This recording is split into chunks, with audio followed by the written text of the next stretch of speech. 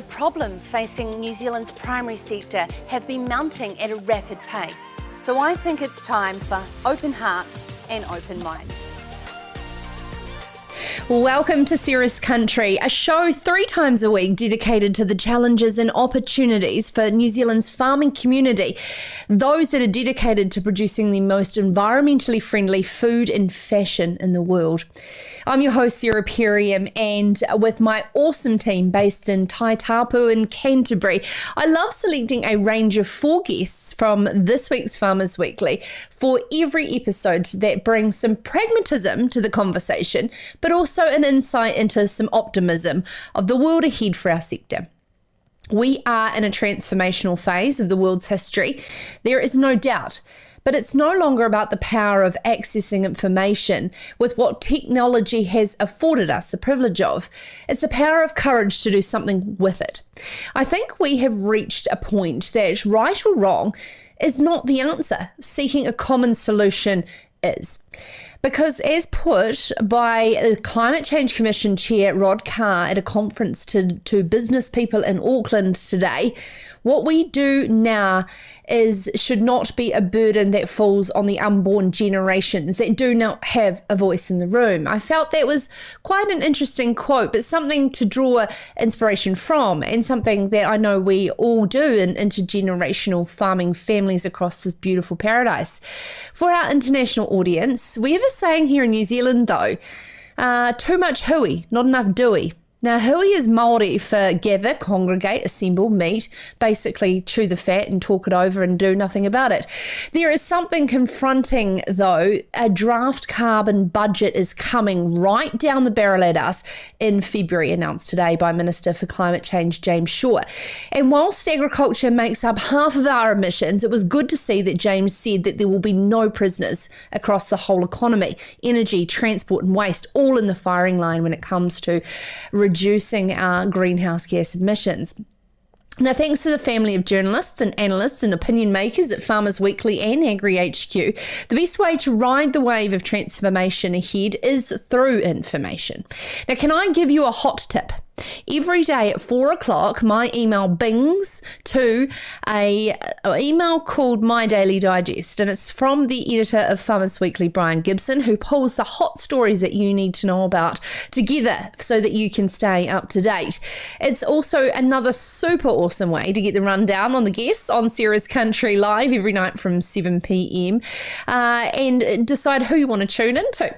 Tens of thousands of progressive New Zealand farmers and growers sign up to this My Daily Digest, and you can too by clicking on register for newsletters, top right hand corner of farmersweekly.co.nz. Super easy. But you know what? One more reason too. If you do this within the next couple of weeks, pre-Christmas, you could be taking home a super cool XR 150 farm bike for Christmas. I've been given the opportunity to test drive this out on some hills in the peninsula next week thanks to Honda Motorbike, and I can't wait to share my day fanging it up those hills. I'm sure we'll have to take a camera and show you. Now, on this topic of unborn generations who do not have a voice in the room with our decisions of today, what worries my mind is that I see absolutely no plan whatsoever for New Zealand, but also worldwide, to turn this tide on negative interest rates and rising unemployment. Whereas those think big Ruth Richardson, Roger Douglas, Muldoon, ballsy plans of the past, I was a young, unborn generation of that time. But I do believe a lot of that has progressed us to where we are today, sitting here at 35 years old. Where is it linked to passive income for our future, not just patch jobs for the environment? I mean, I read a piece on LinkedIn last night from an outsider looking in at New Zealand's culture, being its restriction to thinking big. If you think about it, we've got 2 degrees of separation, not 6. So therefore, is that what's driving our confidence to be bold and brave due to the flow-on effects it will have on our individual careers? Where the hell is selflessness today to dedicate ourselves to a bigger purpose than just us? That's my challenge to you this week, but in the comments below, I'd love to celebrate something that you are doing at the moment for the next generation, big or small. And I am very much looking forward to asking that of our tonight's guests. Carrying on this theme, of course, of where we are going to go into the future, this is a first for the Ministry for Primary Industries. It is called Thriving Southland, and it's been established to redistribute funding to 23 catchment group projects to improve water quality. After 7:30, Senior Catchment Coordinator Rachael Verhaegh will explain how they are utilising a new model to get funding from big government into small catchment communities. New Zealand agriculture is facing a raft of environmental reforms. But where are the premiums to pay for the 32,000 kilometres of extra fencing the government is indicating?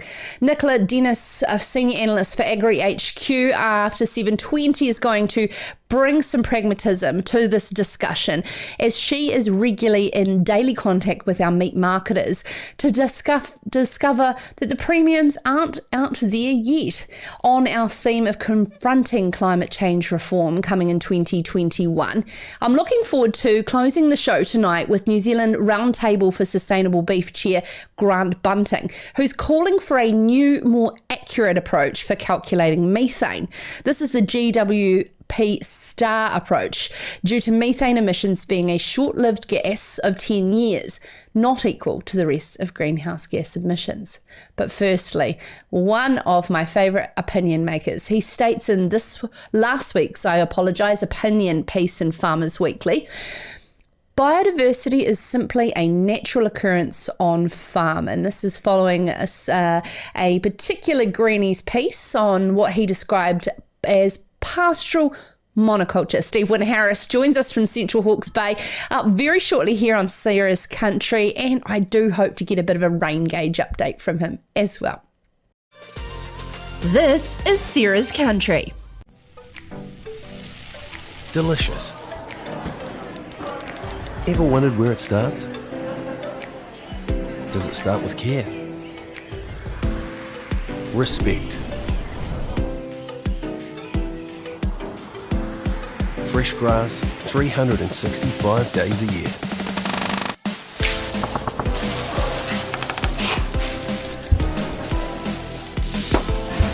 The truth is, delicious doesn't start in a single moment or with a single ingredient.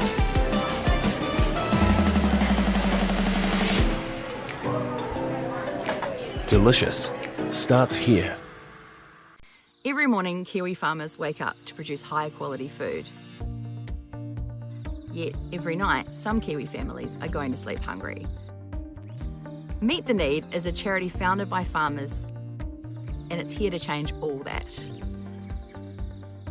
We're about New Zealand farmers feeding New Zealand families by donating a small part of what we grow when we can. You can help us make sure no one in New Zealand goes to sleep hungry again. Visit meettheneed.org and follow us on social.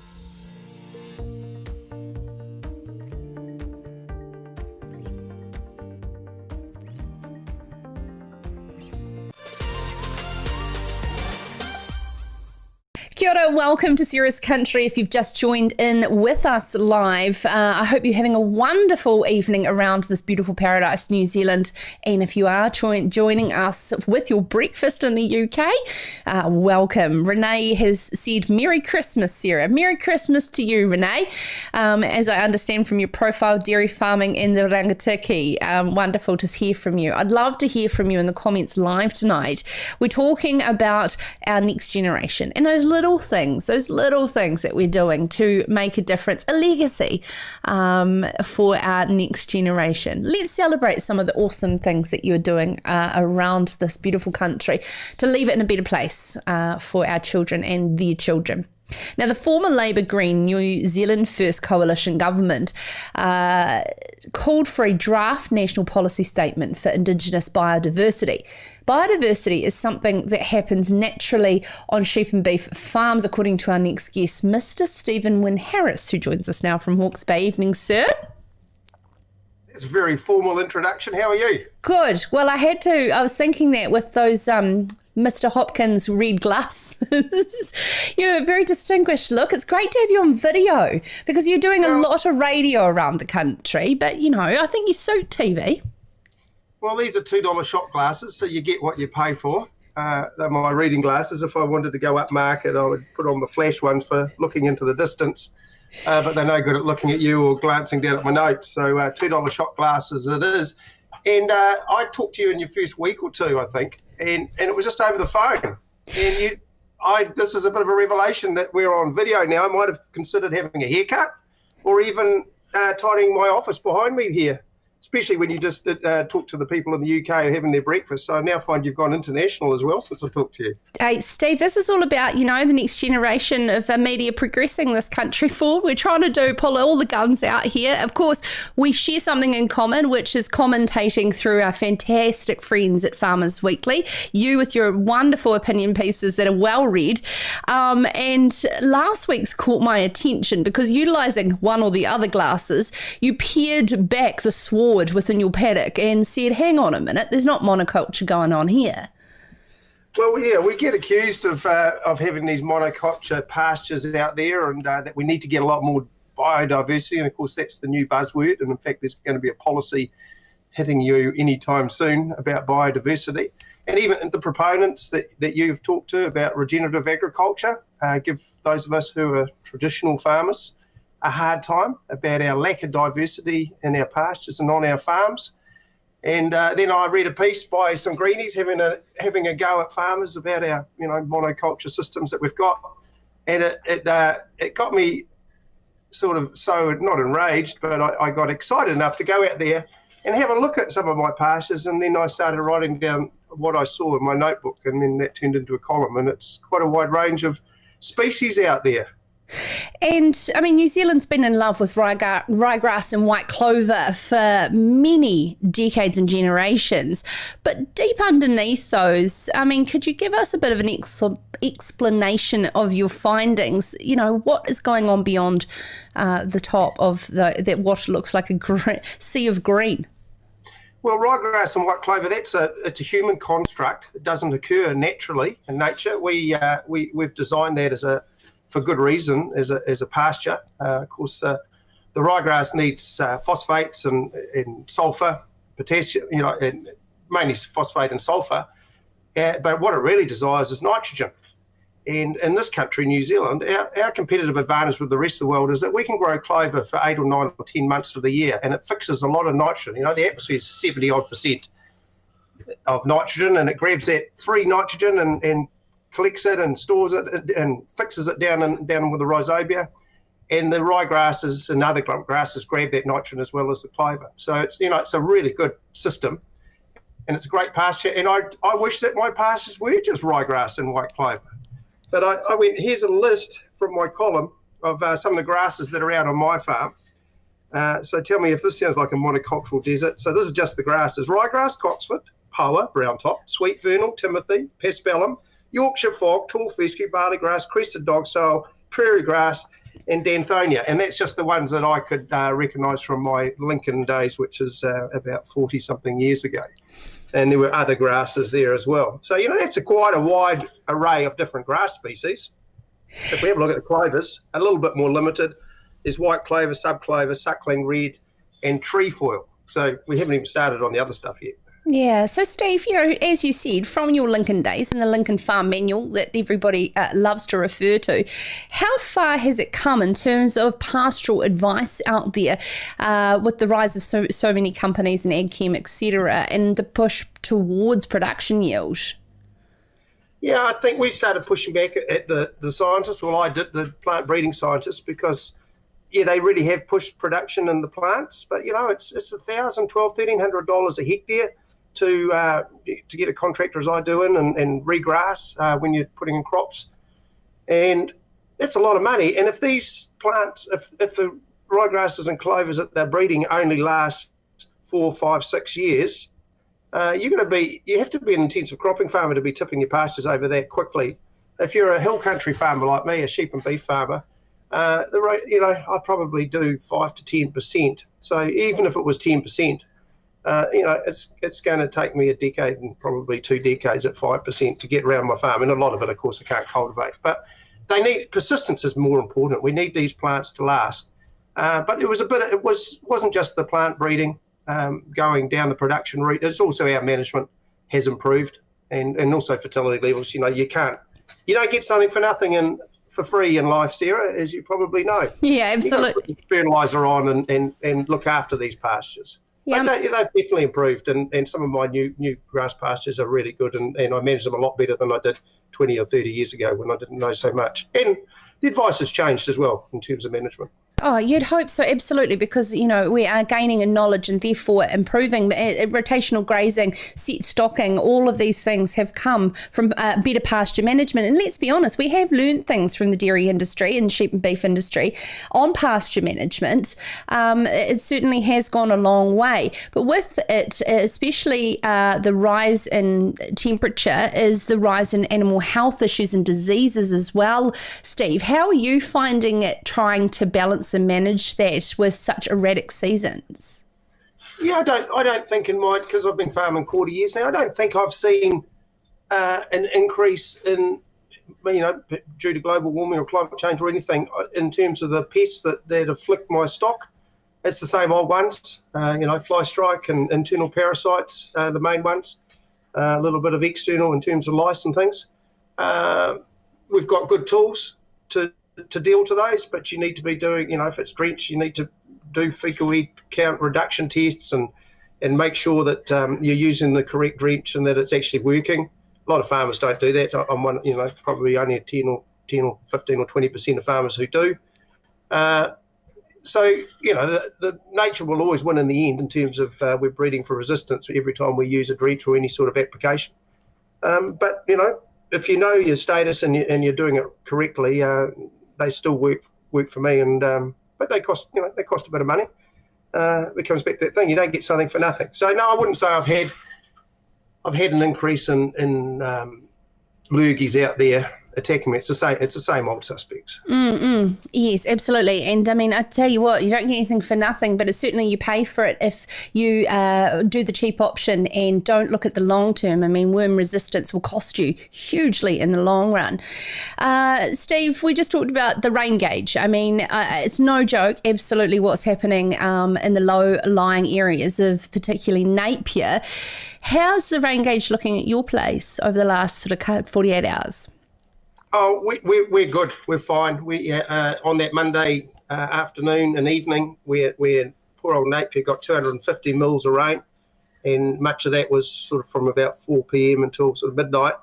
I'd only had 15 mils by 4 p.m., but by the morning time we had about 60. So we got a good rain. It's good to be going into the summer, finally wetted up, because we've been very dry. That was probably our heaviest rainfall day, I think, for 18 months at least, maybe 2 years. And it went deep to the roots? Yeah, I think so, yeah, because we didn't have that torrential downpour that they got in Napier. It was just, it was a very particular system, a nasty system. It could easily have been a bit further north of Napier or further south down this way. It was just the way that these weather events combined. So it's caused, terrible destruction for those poor people in Napier. But if you looked at the rain gauges around Napier, Hastings, Havelock, and just a little further north, they were similar to me, maybe 100, 120 mils. And our coast got 120 mils. So for most of us, it was a good rain. But, the residents of Napier have paid the price, unfortunately.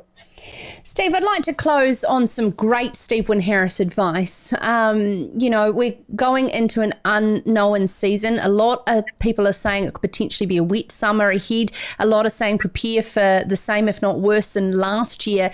What would your advice be to farmers in dry areas around pasture management and, of course, livestock, in terms of quitting early, etc.? Well, it's hard to give advice because, that's the great trick of farming is you don't know what is around the corner. I mean, if it was easy, Sarah, everyone would be doing it.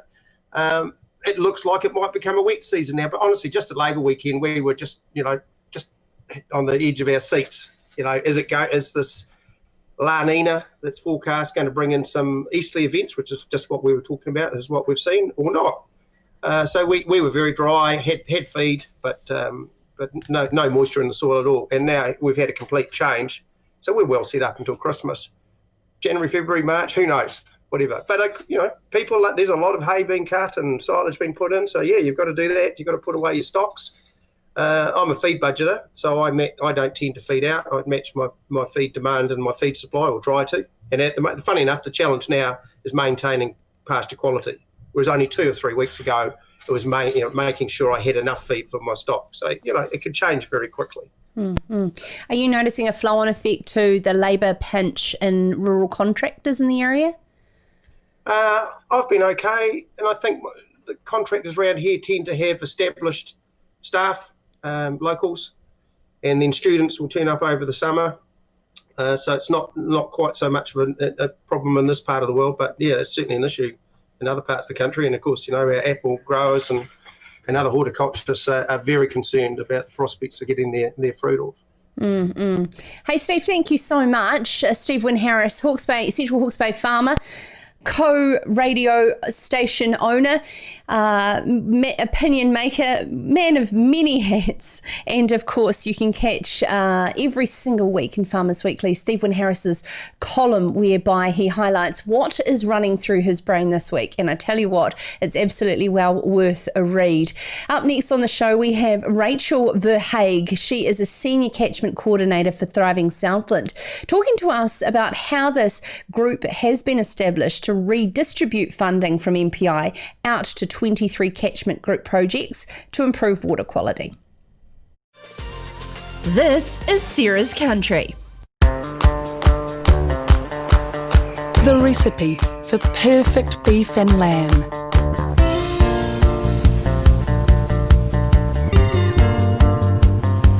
Take one small fresh country. Make sure it's nice and remote.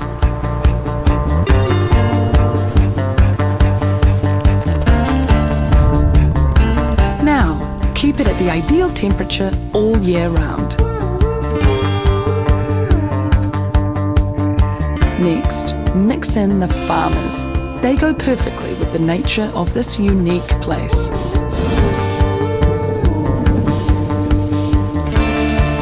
Add regular sprinkles of rain to really bring out the lush meadow grass. Then let your animals happily graze on this grass all day, every day.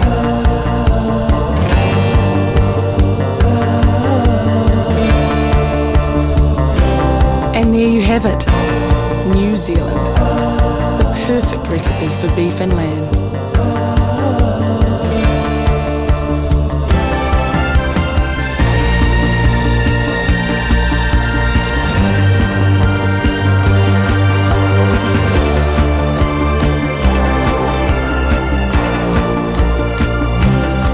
Taste pure nature.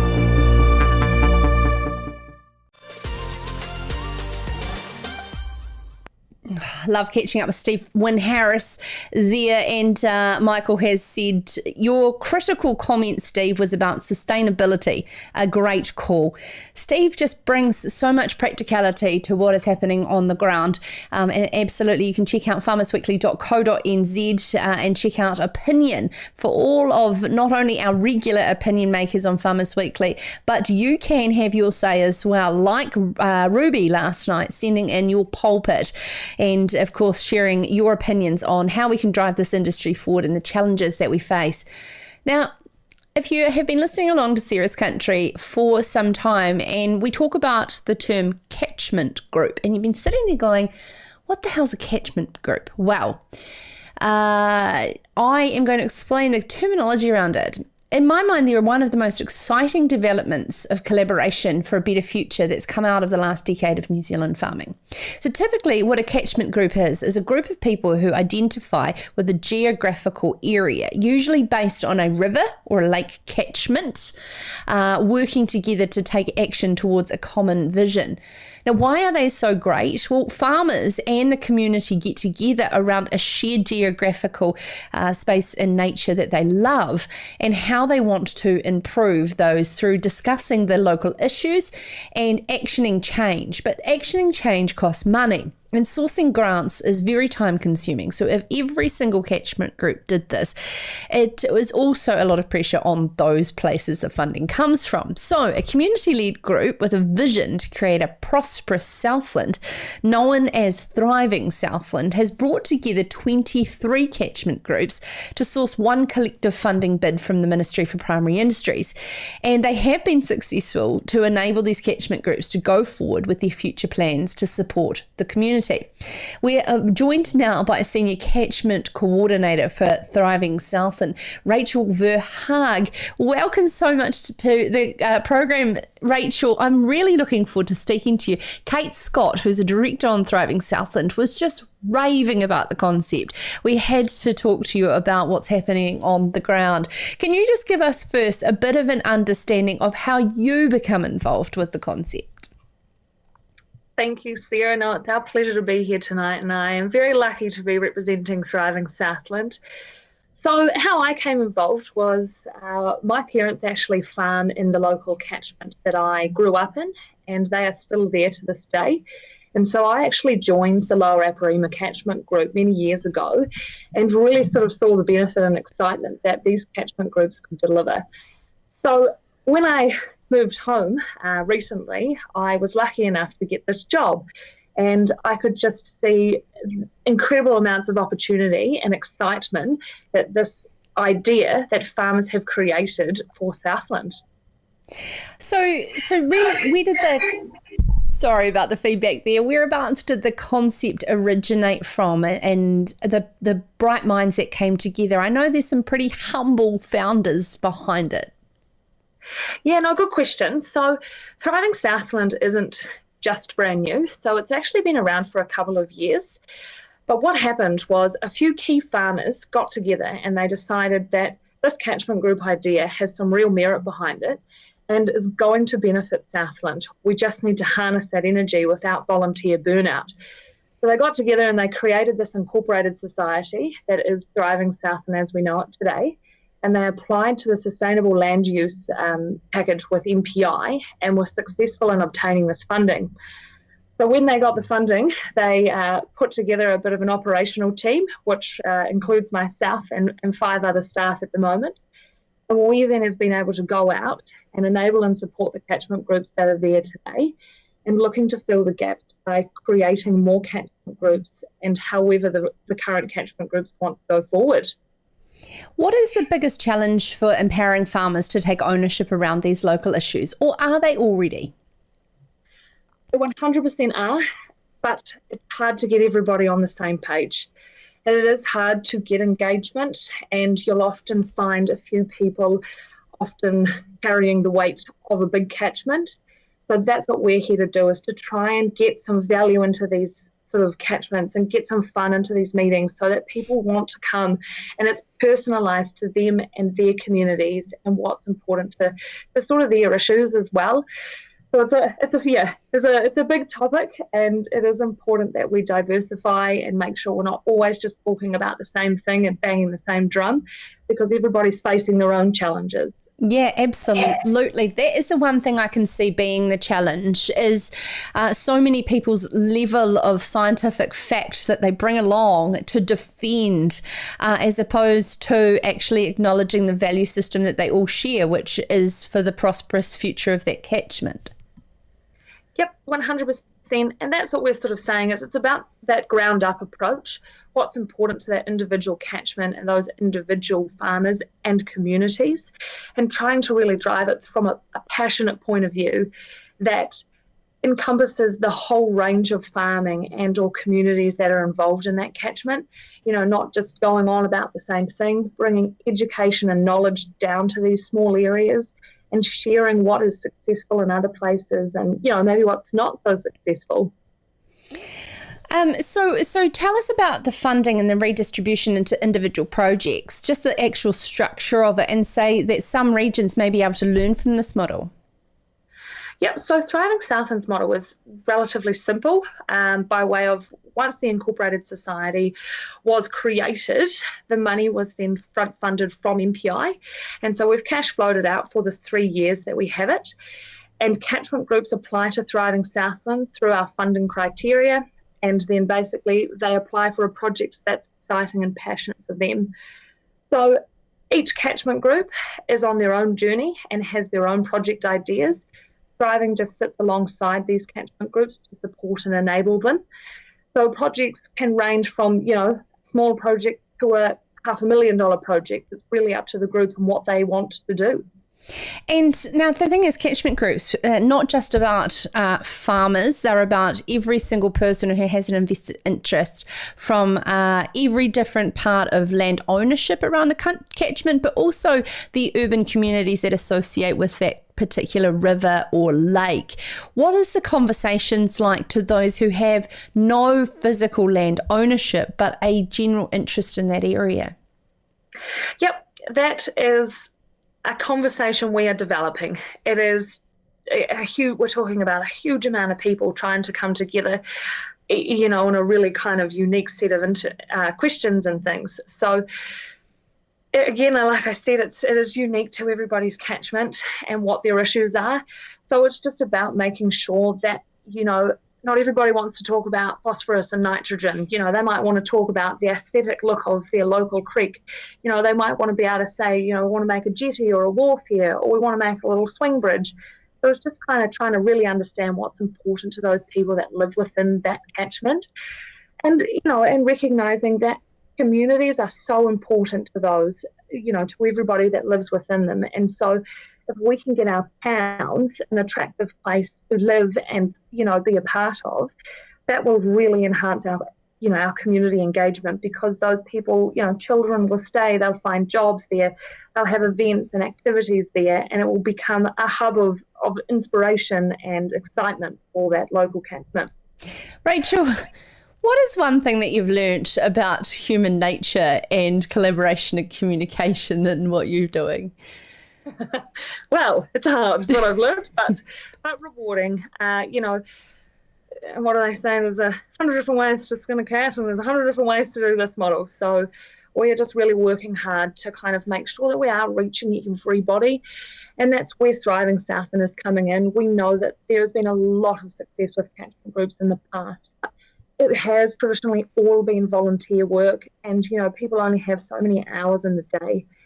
So we want to take that burden off and come up with some really creative, innovative ways to excite people to be a part of a catchment group. We've got some big goals and some big visions at Thriving that, a catchment group meeting is just something that you want to go to, that it's a part of your sort of yearly routine, that you check in with your community and your catchment. And we don't expect everybody to be on the same page and understand everything that's going on, but we want them to sort of have a grasp of what's happening in their backyard.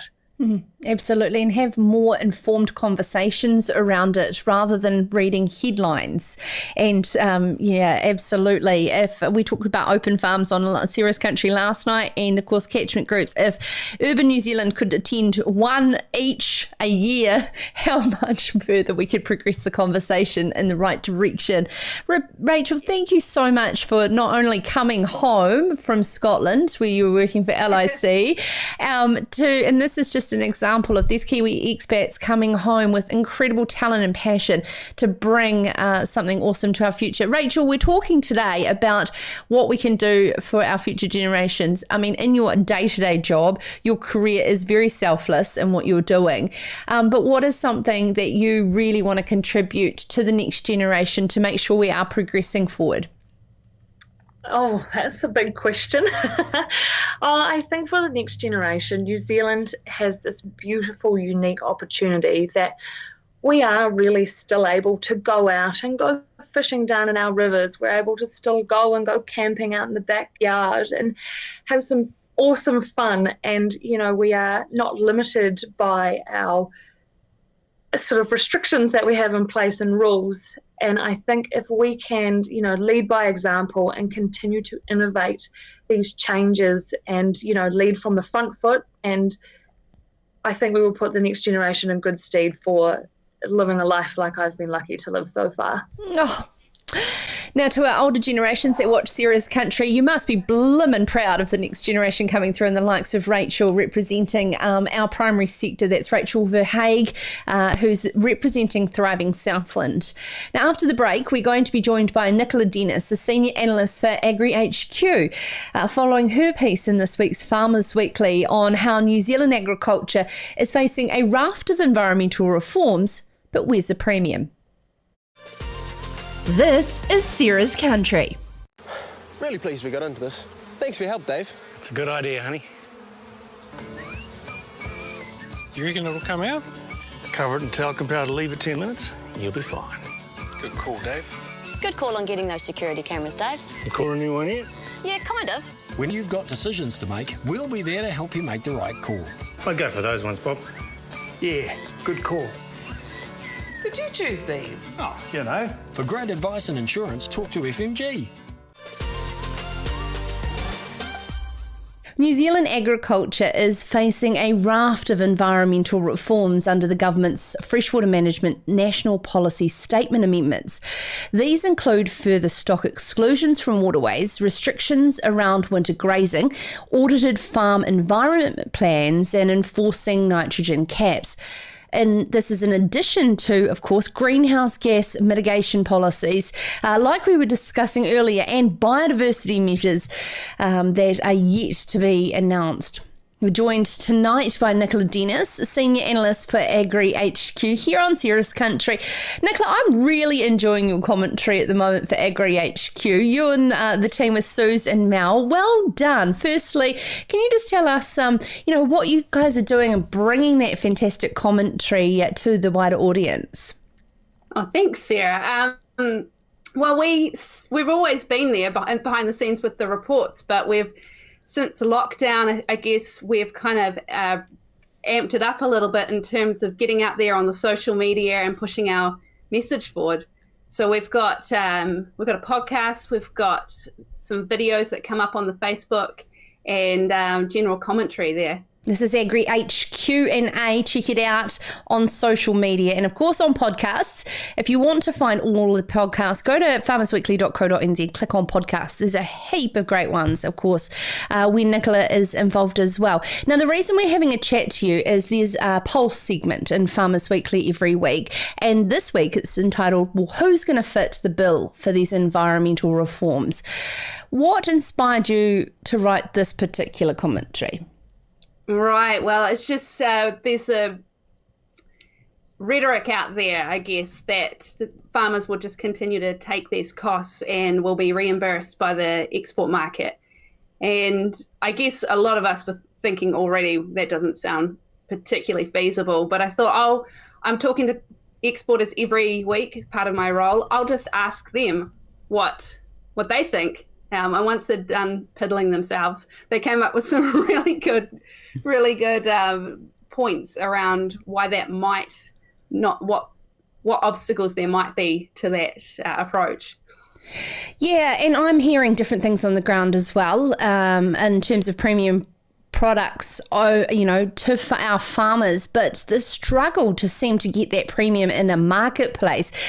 Is it because that in our biggest market like China, they're not ready for this, or in our other educated markets like the US, nationalism of their own product takes superiority over environmental? Yeah, I guess, I wouldn't say that the Chinese market was uneducated, because I think that where they are paying a premium for products, they are completely aware why they're paying that. I think for the most part, what they're doing is paying for food safety rather than provenance, or they are paying for provenance, but they're not necessarily willing to step up some extra money to pay for us to fence our waterways. That seems like an us issue, not a them issue. And then we've got in the US market where a lot of our grinding beef goes, that provenance issue that you mentioned before is that our meat is going to balance out their fattier trimmings, and the end consumer is not aware that they're eating even grass-fed beef rather than where it comes from. What hope do you hear back from your discussions with processors on their development plans to ensure that we move from commodity to value add?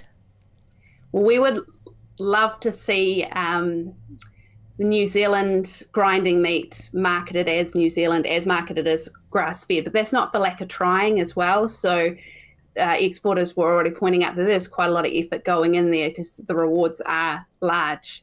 And there are some companies over there that do buy our product and then market it themselves as grass-fed and hormone-free. But that is, because that makes up such a large part of the carcass for the beef carcass, is that grinding beef, trimming beef. And then for the sheep carcass as well, you've got the forequarters and things like that go for manufacturing. It's really cracking that part, because otherwise you're leaving the low-yielding, high-valued cuts to pick up the slack. And so that's your lamb racks, your beef tenderloins and things like that. And we would say that the customer's already paying quite a tidy price for that, usually on a usual market. And you want them to pay more because we chose to do some things over here that increase our costs. Okay, so the title, Who Foots Their Bill for Environmental Reforms, is this simply market access into the future as opposed to demanding a premium for what we need to do? Yes, that's where me personally, that's where I would see the largest gains to be made if we could roll a free trade agreement with the US or India or one of these large places. If that allowed us in, like it has done in China, we have better market access in China than most countries. We're one of the first places to get a free trade agreement because of our reputation with food safety, and we don't use the hormone growth promotants. I was actually thinking, I've been consistently critical that the premiums aren't wide enough. I mean, you think of the margin in Gucci, it's 1,400% above cost. A 25-cent premium for EQ beef to Silver Fern Farms is not really a behavioural changer, is it? I mean, where are we going to start having a Kobe beef mentality? Yeah, and 25 cents would be generous, because I think a lot of the premiums that you can get around, like maybe farm assurance, where you're guaranteed you do X and you're guaranteed Y, is sort of 10 cents. I mean, when you're considering fencing, 32,000 kilometres of fence of waterways, those two things aren't comparable. But that's not to say farmers wouldn't do that, wouldn't fence waterways in an instance if there was some sort of fencing ferry that made it free. Because, I mean, that's a win-win, isn't it? Mm-hmm. It's just the cost. Absolutely. So in your day-to-day role, Nicola, let's come back to, say the next 6 months forecast.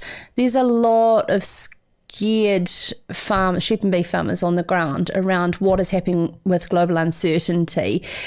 Is there any crystal ball gazing that you can bring forth when something like what we're discussing now, it seems to be continuously so far off in a global recession?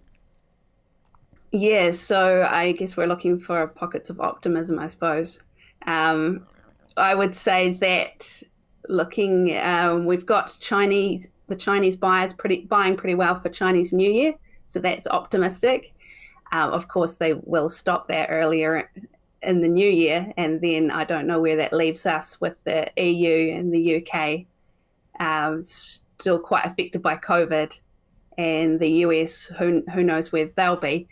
And we've got Brexit on the wings as well, so we're shipping products right now into the UK that when they get there, we don't know what the rules will be. So I don't know. I started off optimistic, but by the end there, I kind of just put us into another pit of doom. Sorry. And I think that is why you should, of course, subscribe to AgriHQ, because that is what you get. Optimism wrapped with realism. It's absolutely fantastic, the work that you do, Nicola, alongside your awesome team at AgriHQ. And check out Nicola's latest Pulse article, Who Foots the Bill for Environmental Reforms, on farmersweekly.co.nz. Nicola, our theme tonight in the comments, I know that you on the land in Otago with a young family. The theme is, it's not about what we're doing now, it's about the unborn, the next generation that have no voice in the room right now. What is something that you're doing to be a part of the change to our food system? I guess I try and just put my story out there on my Facebook and all that so people can follow along. But what I'm doing at the moment, I've got some wee chicks that I've hatched in my son's classroom. So we put the incubator in there. We've done it a couple of times now. So that everybody, whether or not they grow up on a farm or not, they can have that experience of, putting a plan in motion and hoping for the best and seeing if those eggs hatch and keeping those little chicks alive. So I guess that's part of it. You're bringing forward a generation that understand that eggs don't just come from a supermarket. That's awesome. And not every egg hatches. Yes. So, yes, absolutely. Hey, thank you so much, Nicola Dennis from AgriHQ, joining us there, following, as I said, her Pulse article, Who Foots the Bill for Environmental Reforms. It's a great read, and check it out. Last on the show, we're going to be joined by Grant Bunting, chair of New Zealand's Roundtable for Sustainable Beef. The Roundtable are calling for a new, more accurate approach to calculating methane emissions. Up next here on Sarah's Country. This is Sarah's Country.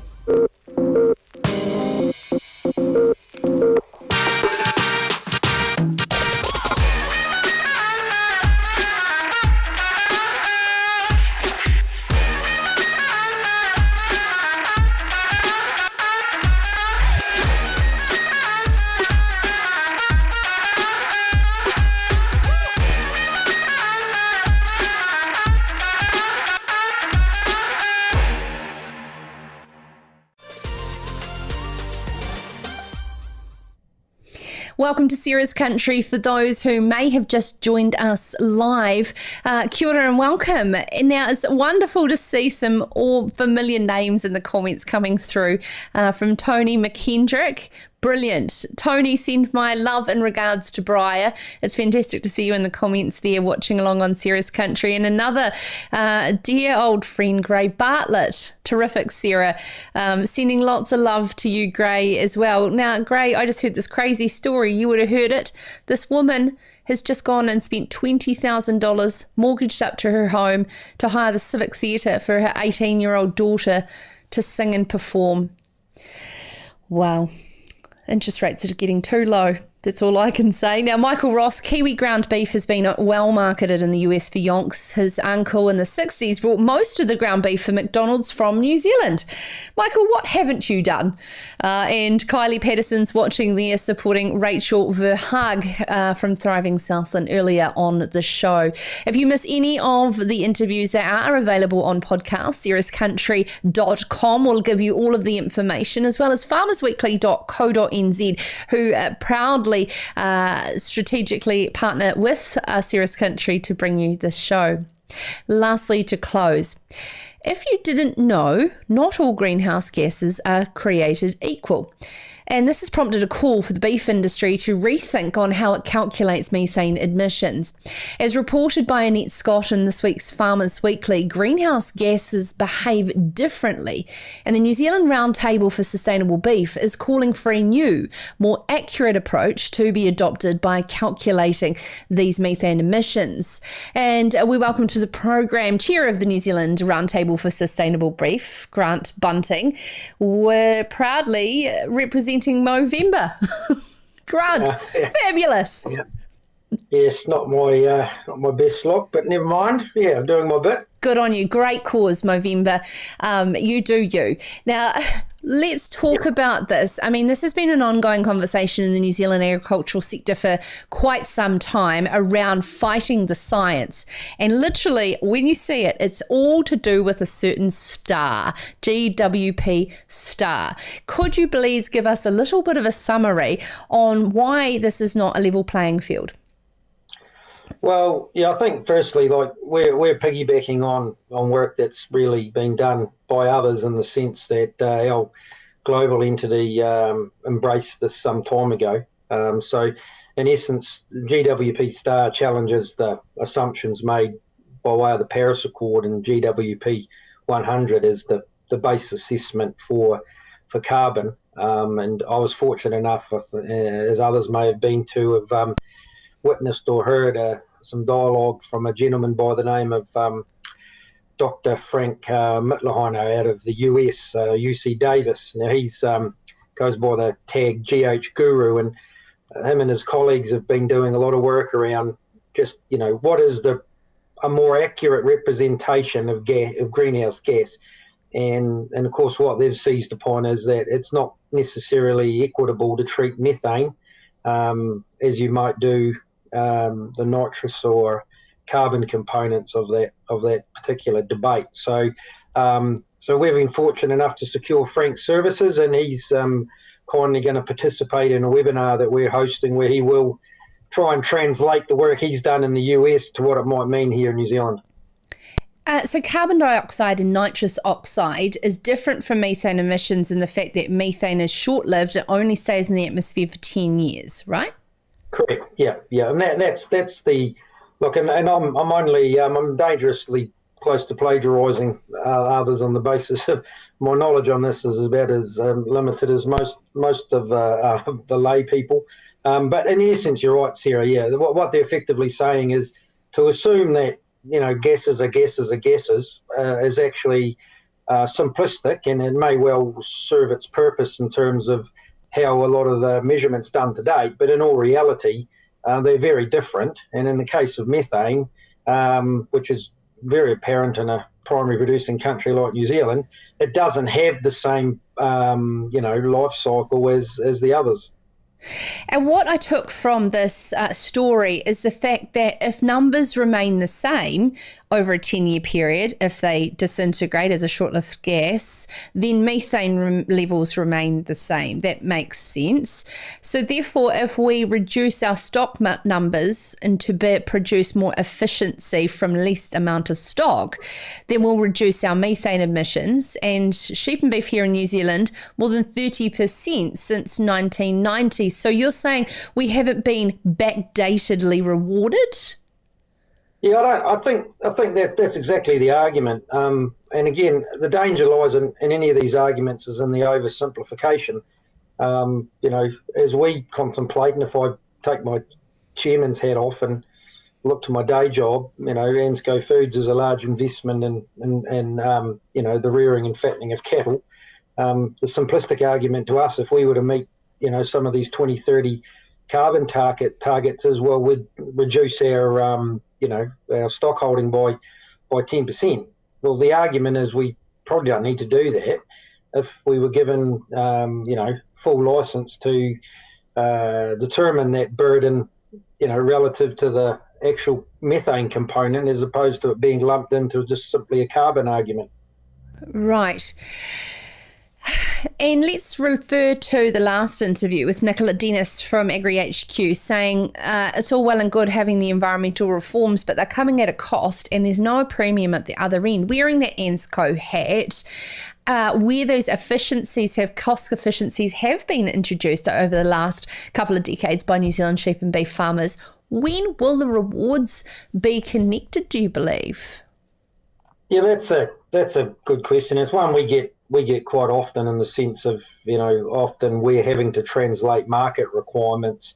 And, in a lot of instances, the argument is that they're indicative of consumer demands. And regrettably, in some instances, they may equate to simply maintaining market access on the basis of expectation and not necessarily result anything by way of a premium or a reward.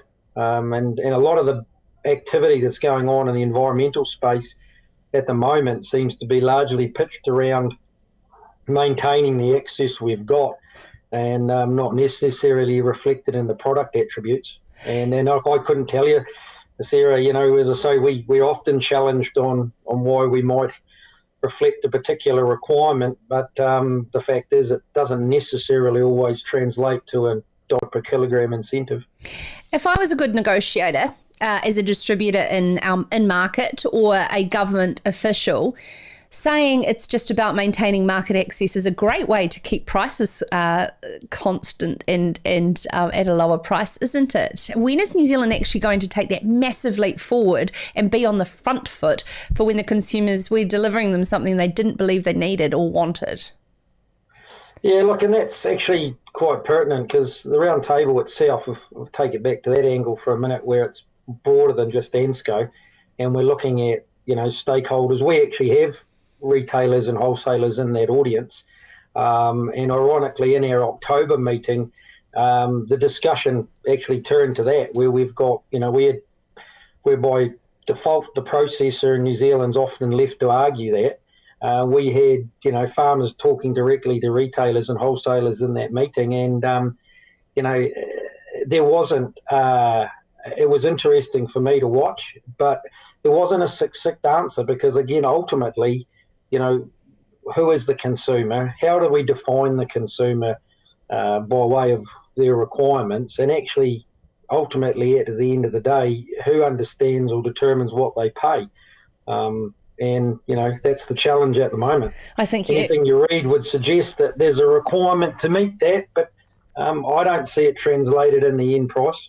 I think you absolutely nailed it on the head. Who determines what they pay? And it's more about a supply chain issue than a value chain issue that I know you know very much about as well, Grant. So the New Zealand Sustainable Roundtable, New Zealand Roundtable for Sustainable Beef. What power and influence can you have to start to drive the conversation around New Zealand's unique situation when it comes to methane? Well, I think in the first instance, we see it being more one of education, right? Because the more people that begin to understand that there is an alternative, look, we're realistic. Our current positioning around carbon, whether it be, regulatory or legislatively based, is all linked inherently to the Paris Accord and the commitments we've made under that. So, I don't know necessarily that we'll be, successful, outrightly successful. But in the first instance, if we can lead the debate around the fact that, the simplified interpretation isn't always, whilst it might be the easiest, it isn't always the most accurate. And, a lot of this work is just as apparent. And when you look at, the recent release by Beef and Lamb around sequestration in general, the simplified answer is certain aspects of it are exempted from the current calculation. If you gave consideration to the broader components that make up most of our farming systems, are we really tasked or challenged by way of carbon and the way it's portrayed? And the methane's argument's just simply, another iteration of that, where, to your opening remarks, if we do understand the science and we are prepared to have that conversation, can we actually move our position to one where it probably more accurately reflects what our true burden is? It remains to be seen. And just following on to close, James Shaw told delegates at a climate change and business conference in Auckland today that the first carbon budgets are likely to be shocking, and that there needs to be a lot of people sit up and pay attention that this is not going anywhere. It needs to be visionary and inspiring to meet these particular challenges. Do you believe that our industry is ready for what's coming in the next 3 years of this government? Oh, look, are we really? One thing I love about this industry is we're resilient, right? And we're not often, I don't think, given the credit we deserve. So, whether we're ready or not, we'll deliver. I've no doubt that. But, even again, put my ANSCO hat on, we've just, we're in the process of seeking our own accreditation in regards to carbon. And look, our position isn't probably any more attractive than what a lot of others are going to find. It's actually, what you do about it at that point. And, and that's where my confidence comes from. This industry survived multiple governments, and whilst they haven't all looked fondly upon us as a whole, the sun still comes up, and we keep battling on, don't we? What an absolute marvellous way to finish the show, Grant. Thank you so much. Whether we're ready or not, we're ready to deliver some fantastic words. And, of course, a great theme around all of our guests here on Ceres Country. That is us for the week and us for tonight. If you've missed any of the episodes, make sure you head to Ceres Country on podcast. Give it a big subscribe so they download overnight on your Wi-Fi. And you can take them when you don't have cell phone reception. little piece of tips and advice. And of course, farmersweekly.co.nz is where you can get all the information about Sarah's Country and the latest articles that you have heard about on this particular show. Have a wonderful rest of the week and weekend. I am heading off to the mighty West Coast for Farmlands Ag Fest, so make sure you come down and say g'day in the Farmlands tent Friday and Saturday at the Greymouth Aerodrome, and join in on our conversations that we will be having live in our seminar series from 11:30 onwards on both days. I look forward to catching up in person with all of you, our listeners and viewers on the show. I absolutely love meeting you in person and hearing what you enjoy about the show, and also just what's going on for you on the ground around the country. It's an absolute privilege and pleasure to bring you Sarah's Country with my fantastic team here out of Canterbury. I look forward to joining you again 7 o'clock live on Monday night. This is Sarah's Country.